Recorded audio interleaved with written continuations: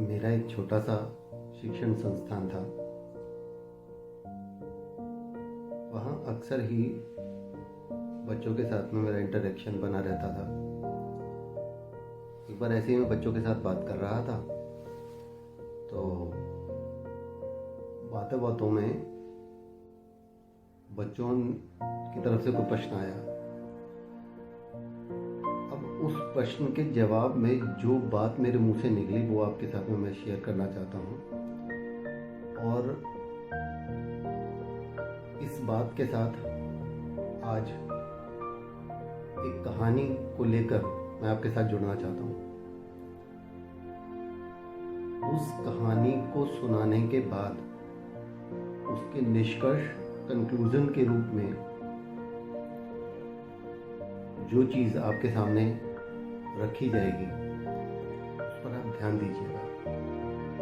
मैं दावे के साथ कह सकता हूँ कि अगर आपने उस बात पर ध्यान दिया, अमल किया, तो जीवन में आप जीवन रूपी डिक्शनरी जो आपकी है ना, उसमें से ये जो असफलता नाम का शब्द होता है ना, ये पूरी तरीके से मिट जाएगा, पूरी तरीके से मिट जाएगा। इसलिए शुरू से अंत तक बहुत ध्यान से मेरी बात को सुनिएगा। वो बात जो मेरे मुंह से निकली पहले उसको रखता हूँ, इसे भूमिका समझिए, और उसके बाद में मैं एक छोटी सी कहानी आपको सुनाऊंगा, ठीक है ना। तो बच्चों से बात करते समय बच्चों ने कोई प्रश्न किया मेरे से, तो उस प्रश्न के जवाब में मैंने बच्चों से कहा कि देखो, असल में होता क्या है कि हम अपने जीवन से सब कुछ चाहते हैं। हम अपने जीवन से सब कुछ चाहते हैं और उस सब कुछ के लिए करना कुछ भी नहीं चाहते। ध्यान देना मेरे शब्दों पर। अब इसे भूमिका बनाकर इसी संदर्भ में मैं आपको एक कहानी सुनाता हूँ। एक बार एक राजा था।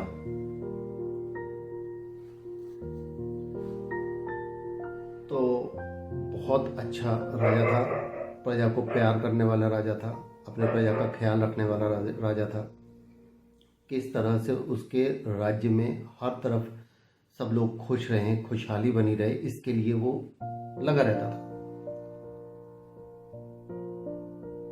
बहुत उसका जो राज दरबार था ना, उसमें एक से एक विद्वान, एक से एक कलाकार, बहुत गुणी राज दरबार था उसका।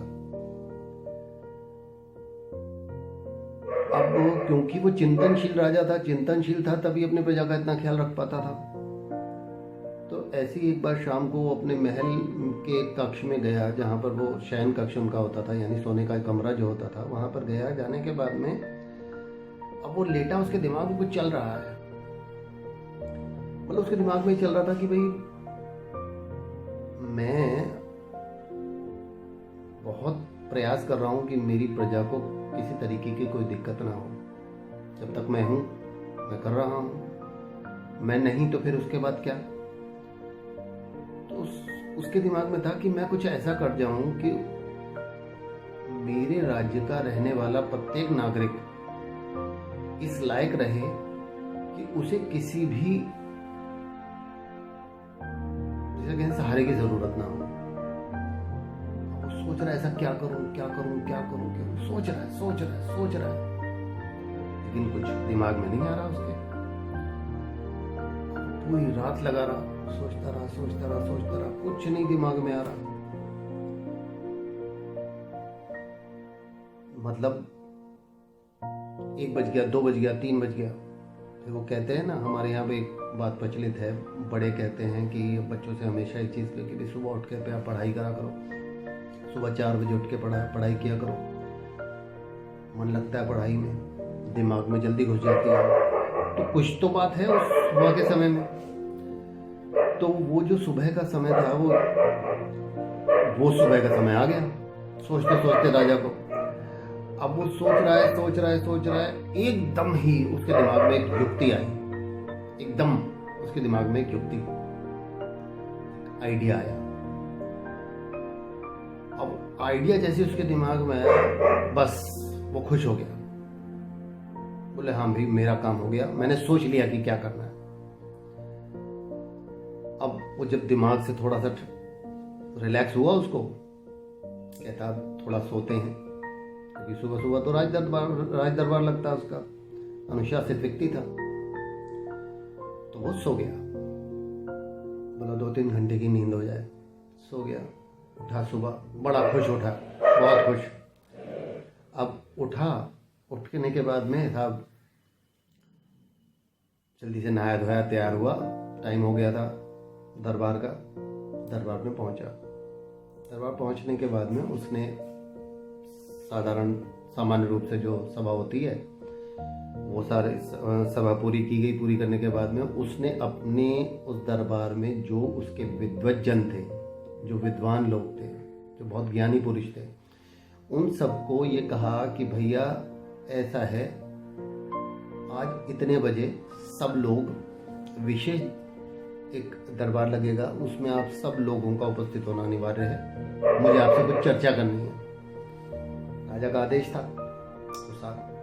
जी महाराज कह के अपना उठ गए। सही समय पर दोबारा राज दरबार लगा, सब लोग इकट्ठे हुए, राजा वहां पर उपस्थित था।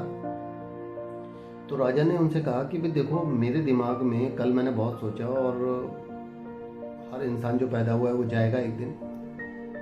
तो मैं तो यहाँ पर बहुत ख्याल रखता हूँ प्रजा के लिए, सोचता हूँ कि कैसे उनका बेहतर से बेहतर होता रहे, कि जब मैं नहीं रहूँगा तो क्या होगा। तो उसके लिए मेरे दिमाग में एक योजना आई है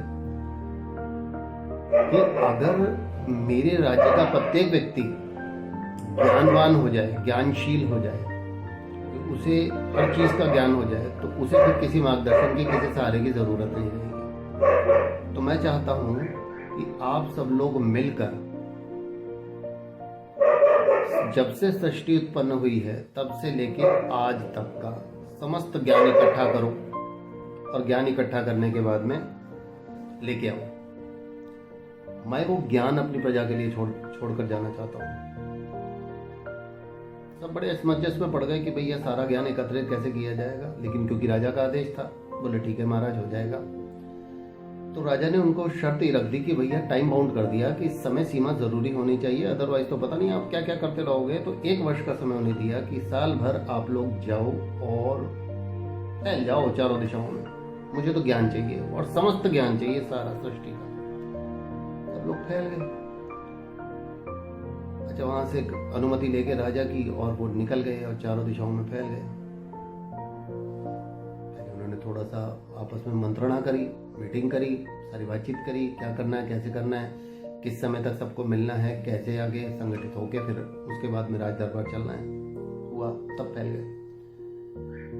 अब 1 वर्ष के बाद वो दिन भी आया जब सबको वापस आना था। बड़ी बेसब्री से राजा इंतजार कर रहा था। वो दिन आया।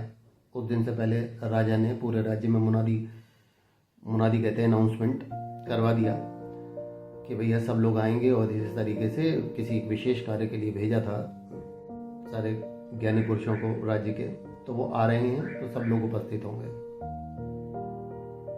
ठीक है। विशेष राज दरबार लगा, बाहर लगा, ओपन में खूब बड़ा सी व्यवस्था की गई, सारे राज्य के लोग आ सकें। हुआ। अब सारे लोग आए, जो विद्वान लोग गए हुए थे ज्ञान इकट्ठा करने के लिए, वो सारे लोग आए। आके उन्होंने जयकार करी, महाराज की जय हो।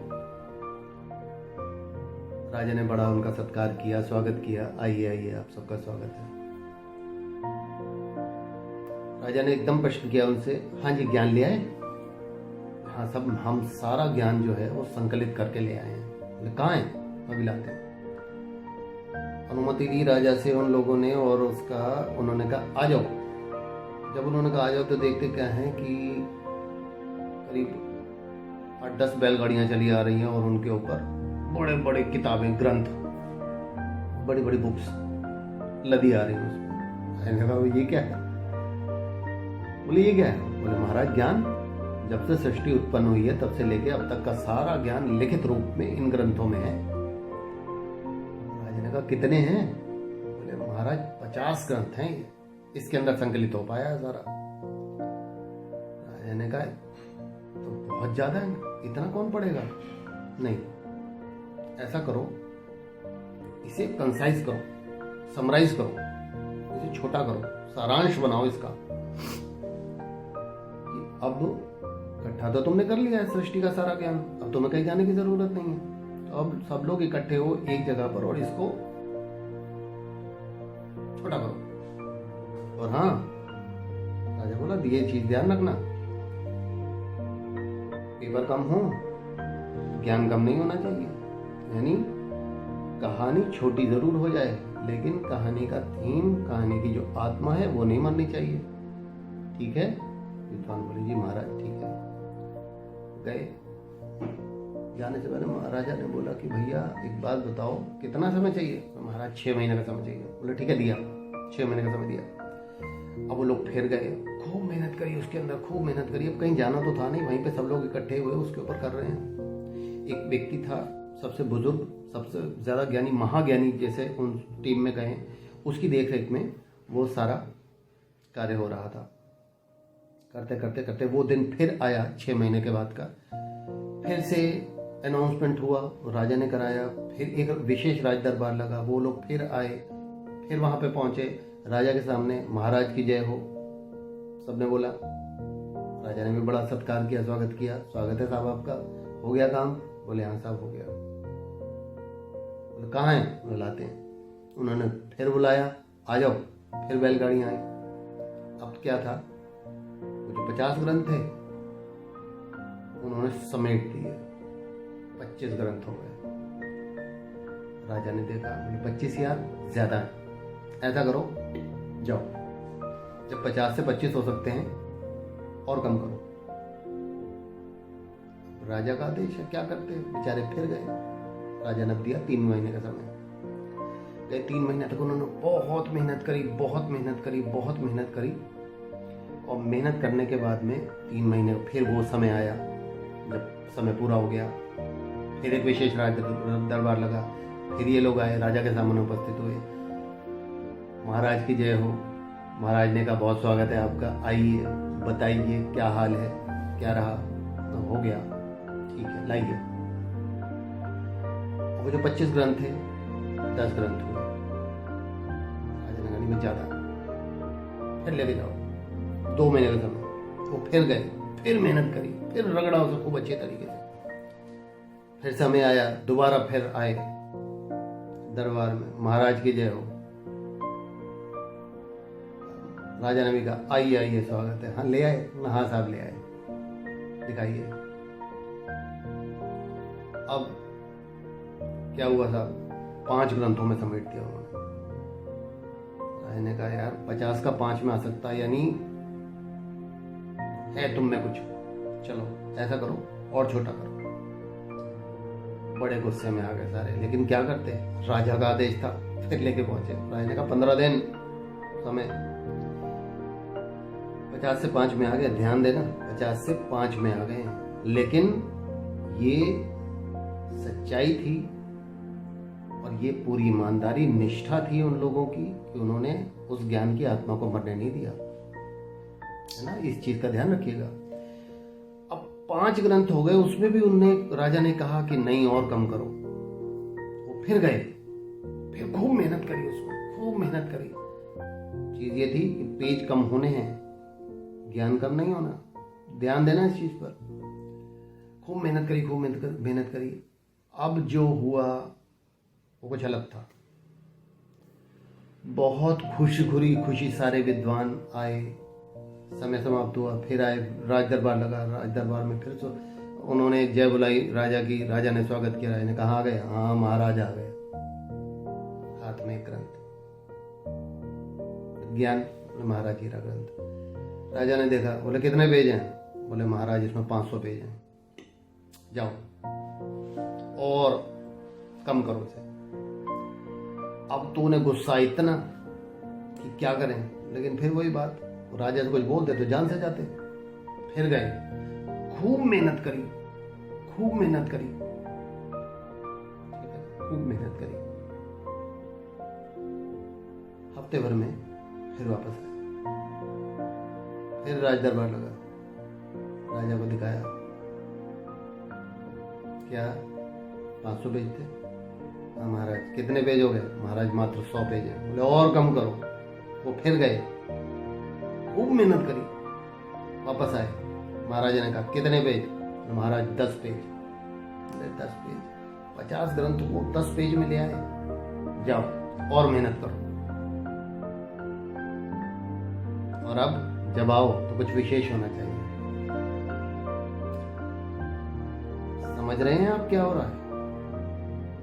गुस्सा आ रहा है ना कि अगर आपके साथ, सोचिए आपके साथ ऐसा होता तो आपके ऊपर क्या प्रभाव पड़ता है इस बात का, क्या करते आप? लेकिन वहां वो सुवरेनिटी थी, वो सुपर पावर थी। राजा के ऊपर किसी का जोर नहीं होता, राजा का सिर्फ डर होता था कि अगर इन्होंने उसका खिलाफ कुछ बोला तो मृत्युदंड भी दे सकता है। फिर गए, खूब मेहनत करी, खूब मेहनत करी, खूब मेहनत करी, खूब मेहनत करी, कर रहे हैं। लेकिन अब उनको ये नहीं हो रहा कि भाई मात्र 10 लाइनों में से अब क्या करें, कैसे करें, इससे कम क्या करें? कहानी खत्म हो जाएगी, आत्मा को छोड़ो। कहानी नहीं रहेगी तो आत्मा कहां से आ जाएगी? शरीर ही नहीं होगा, आत्मा कहां जाके घुसेगी, है ना? अचानक ही वो जो सबसे बुजुर्ग व्यक्ति, टीम का लीडर था, उसकी आंखों में चमक आ गई। बोलता छोड़ो, हो गया। और उसने एक पर्ची ली और पर्ची में एक वाक्य लिखा। बोले कल महाराज से हम लोग मिलेंगे। सूचना पहुंचा दी गई। नेक्स्ट डे के लिए फिर एक विशेष राज दरबार लगा, मुनादी अनाउंसमेंट करा दिया गया। अब राजा बहुत उत्सुक कि 10 से भी कम है, क्या होने जा रहा है? आपके मन में भी उत्सुकता आ गई होगी, डेफिनेटली आ गई होगी कि 10 लाइनों से भी कम क्या ऐसा संपूर्ण सृष्टि का ज्ञान मिलने जा रहा है। लोग पहुंचे, महाराज की जय हो। बोले जय वह ठीक है भैया, जल्दी बता, बहुत उत्सुकता है कि 10 लाइन से भी कम में अब क्या ज्ञान हमारे को, जो संपूर्ण सृष्टि का ज्ञान है, क्या होने जा रहा है, जल्दी बताओ फटाफट। रुका नहीं जा रहा। वो जो बुजुर्ग व्यक्ति थे थोड़ा और आगे महाराज के पास आए और महाराज से बोले कि महाराज, ये जो मैं ज्ञान देने जा रहा हूं। बोले कहां, पन्ने भी नहीं है? राजा ने कहा पन्ने भी नहीं है तुम्हारे पास, कोई एक पेज भी नहीं है? बोले कोई जरूरत ही नहीं है महाराज। अब जो मैं ज्ञान देने जा रहा हूं वो जब से सृष्टि पैदा हुई है, उत्पन्न हुई है, तब से लेके आज तक, और सिर्फ आज तक नहीं, जब तक ये सृष्टि रहेगी तब तक का संपूर्ण ज्ञान इस एक वाक्य में है। एक वाक्य में, ध्यान से सुनिए। महाराज ने कहा जल्दी बताओ, मेरे अंदर जो उत्सुकता है वो इतनी बढ़ गई है कि अब मुझसे बर्दाश्त नहीं हो रहा, जल्दी बताओ क्या है। कहता है महाराज तो सुनो, जब से सृष्टि उत्पन्न हुई और जब तक ये सृष्टि रहेगी तब तक का सबसे श्रेष्ठ और महत्वपूर्ण ज्ञान वो ये है कि मुफ्त में कुछ नहीं मिलता। मुफ्त में कुछ नहीं मिलता। जो कुछ आपको चाहिए होता है उसके लिए आपको अनथक प्रयास करने होते हैं। जो भी चीज आपको मिलती है आप उसकी कीमत चुकाते हो। कीमत चुकानी ही पड़ती है तो आपको मिलता है। बैठे बैठे आपको कुछ हासिल नहीं होता। कि हमने 50 इतना 1 वर्ष हम लोगों ने इधर उधर घूम के इतनी मगजमारियां करी हैं, इतनी ज्यादा मेहनत करी, तो हम 50 ग्रंथ बना के लेके आए। और आपने उन 50 ग्रंथ में ये हमने इतनी मेहनत करी, वो सारी मेहनत हमारी निर्मूल हो गई क्योंकि आपने सबको नकार दिया। ठीक है, आपने सबको नकार दिया। आप जिस चीज पर अपनी स्वीकृति देते वही हमारे लिए, हमारे जो हमने काम किया उस काम का सुफल होता है ना। तो हमने इतनी मेहनत करी, उसका कुछ आपने कह दिया ना ना ना ना ना, और हम लगातार मेहनत करते रहे। आज हम जिस जगह पर पहुंचे हैं वो यही है कि हम आपको वो ज्ञान दें कि हमने इतनी मेहनत करी, इतनी मेहनत करी, इतनी मेहनत करी, तब भी कुछ नहीं हो रहा है। और उसी मेहनत का ये आज फल निकला है कि हमें पता चला बिना मेहनत के कुछ नहीं होता, कुछ भी नहीं होता। और यही जीवन का रहस्य है, यही जीवन का मूल मंत्र है। ये मत सोचना आपको बैठे बैठे सब कुछ मिल जाएगा, कुछ नहीं मिलेगा। करना शुरू करो, मिलना शुरू हो जाएगा। जितना करोगे उतना मिलेगा। ये तो हो सकता है, ये तो हो सकता है कि आपने 10 रुपए का काम किया, आपको 1 रुपए का मिले, लेकिन ये नहीं हो सकता कि आपने 10 रुपए का काम किया और आपको 1 पैसे का भी प्रतिफल प्राप्त ना हो। मिलेगा, थोड़ा मिलेगा, लेकिन मिलेगा। जब मिल रहा है तो करने से मत डरो, ठीक है ना। अब प्रश्न मेरा, जो कि मैं निष्कर्ष के रूप में आपको दे रहा हूं, ये निष्कर्ष था, इस कहानी का निष्कर्ष ये था क्या, जो सबक मिला कि बिना मेहनत के कुछ नहीं मिलता। एक और चीज मैं उदाहरण के रूप में स्पष्ट करूं, उदाहरण दूं इस चीज के लिए। चलिए एक उदाहरण देता हूं। सचिन तेंदुलकर का नाम आप सबने सुना है, और सचिन तेंदुलकर जिस तरह से, मैं ये नहीं कह रहा हर कोई व्यक्ति सचिन तेंदुलकर बनना चाहता है, लेकिन जो भी व्यक्ति अपनी फील्ड में, जिस भी फील्ड में काम कर रहा है, उस फील्ड का सचिन तेंदुलकर जरूर बनना चाहता है। तो हम सचिन को सिर्फ एक क्रिकेटर नहीं मान रहे, हम सचिन को सफलता का मानदंड मान रहे हैं, ठीक है। तो हर व्यक्ति सचिन तेंदुलकर बनना चाहता है ना। तो मुझे बताइए, सचिन तेंदुलकर को सचिन तेंदुलकर बनने के लिए क्या कीमत चुकानी पड़ी? उसने कीमत चुकाई, उसको कितना नाम, कितनी शोहरत, कितना पैसा उसको मिला। हर आदमी उसको जानता है। राष्ट्र, आपके देश का, आपके राष्ट्र का ही नहीं, वो अंतर्राष्ट्रीय छवि का व्यक्ति है ना। वो ऐसे ही बन गया, उसने भी तो कीमत चुकाई होगी। अब आप कहोगे उसने क्या कीमत चुकाई? एक चीज कि सचिन तेंदुलकर जो है, आपको पता है ना, वो 16 साल की उम्र में, उसने 16 साल कुछ महीने की उम्र में उसने पहला अंतर्राष्ट्रीय मैच खेला था, पता है ना आप सबको। अब एक चीज की, हम छोटे होते हैं, बड़े होते हैं, बड़े होते हैं, मतलब बचपन बीतता है हमारा, जवानी में कदम रखते हैं, जवानी बीतती है, फिर हम अधेड़ावस्था में कदम रखते हैं, वो समय बीतता है, फिर हम वृद्धावस्था में कदम रखते हैं। और इतने में हम लोग भाई छोटे होते हैं, पढ़ाई करना शुरू करते हैं, पढ़ाई पूरी होती है, हम नौकरी करते हैं, काम करते हैं, कोई व्यवसाय करते हैं, और उसके बाद में एक एज ऐसी आती है जब हम वृद्धावस्था में पहुंचते हैं। तो वहाँ पर आते आते हम लोग अपने जीवन में, उस स्थिति में हम अपने आप को आकलन अगर हम करें, एनालिसिस करें अपना, तो कोई हम अपनी लाइफ में हमने कुछ ना कुछ अर्जित किया होता है। तो ऐसे टाइम पे अगर कोई हमसे कहे कि ठीक है, एक बात बताइए कि अगर आपसे कोई कहे कि आप अपने जीवन की ये सारी अर्जित संपत्ति देने के बाद में आपको कुछ मिलेगा, तो आपको चाहोगे ऐसा कि इस खोने को तैयार हो आप इस चीज को? कमेंट में मुझे आंसर दीजिएगा, और नहीं तो आंसर मैं दूंगा, आप कमेंट में ये बताइएगा कि दिल पे हाथ रख के, पूरे मन से, धर्म से आप ये बताइएगा कि सच में आप उस चीज को स्वीकार कर रहे हैं या नहीं, मेरी बात को। इतना करने के बाद में वृद्धावस्था में आप लोग पहुंच गए, हम लोग पहुंच गए, जाएं जब, और बहुत कुछ हमने संपत्ति, अपना पैसा वैसा अर्जित कर लिया, और उस पूरे को देने के बाद में हम अगर कुछ चाहते हो कि भाई ये देने के बाद में आपको कुछ चीज मिल सकती है, तो आप क्या चाहोगे? कमेंट में बताना। और मैं जो बात कहूंगा उसको, उसके लिए कमेंट करना कि हाँ, ये आपकी नजर में भी ये सही है कि आप भी ऐसा करोगे या नहीं करोगे। एक चीज आपको मिल सकती है, आपके जीवन का कुछ मिल सकता है, तो आपको पूरी संपत्ति देनी पड़ेगी। मैं दावे के साथ कह सकता हूँ कि हर व्यक्ति ये कहेगा कि ठीक है, मैं पूरी संपत्ति, अपने जीवन का जितना भी जमा पूंजी है, अर्जित मैंने किया, मैं सब देने को तैयार हूँ। बचपन जो मेरा था मैं दोबारा जीना चाहता हूँ। सही कह रहा हूँ या गलत? बताइएगा कमेंट में। तो वो बचपन जो कि हमने जिया, पूरा जिया, फिर जवानी आई, फिर अधेड़ावस्था आई, फिर बुढ़ापा आया जिसमें हम हैं, वहाँ पर हम अपना सब कुछ देने के बाद में वो जो बचपन हम एक बार जी चुके हैं उसको हमने दोबारा लेना चाहते हैं। सचिन तेंदुलकर वो व्यक्ति है जिसने अपना बचपन भी नहीं जिया, एक बार भी बचपन नहीं जिया उसने। तो उस प्रसिद्धि के लिए, उस शोहरत के लिए, उस नाम दाम के लिए उसने अपना बचपन त्याग किया है। इससे बड़ी कीमत कोई व्यक्ति क्या चुका सकता है? मुफ्त में कुछ नहीं मिलता।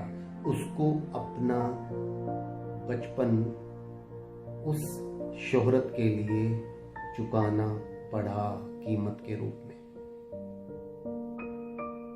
ठीक है ना? मुफ्त में कुछ नहीं मिलता। ध्यान रखिएगा इस बात को। अगर हम ध्यान रखेंगे, अमल में लेके आएंगे, जीवन में असफलता हमारे जीवन रूपी डिक्शनरी से असफलता नाम का शब्द पूरी तरीके से मिट चुका होगा। नमस्कार, मैं हूं जोगिंदर सिंह और बहुत बहुत स्वागत करता हूं आपका अपने इस चैनल में, जिसका नाम है Joginder Singh a lens to better vision. Comment के माध्यम से बताइएगा कि आज का सत्र आपको सेशन कैसा लगा।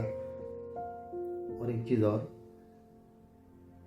कमेंट में ये भी बताइएगा कि आप अगर किसी विषय पर वीडियो बनवाना चाहते हैं तो विषय ज़रूर कमेंट के रूप से, कमेंट के माध्यम से हमारे को साझा कीजिए। हम उस पर वीडियो बनाने का प्रयास करेंगे। अगले वीडियो में फिर भेंट होती है। तब तक के लिए नमस्कार, जय हिंद, भारत माता की जय।